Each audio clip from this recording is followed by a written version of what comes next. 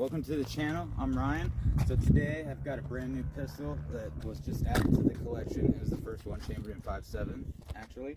This is the Kel-Tec p50 chambered in 5.7 by 28. It's got a 50 round mag.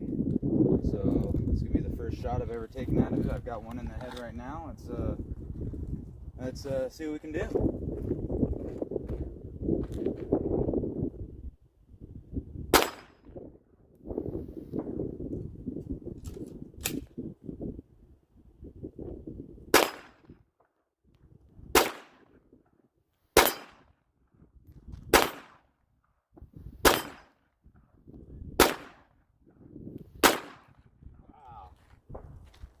This is a badass gun, guys. I really like it.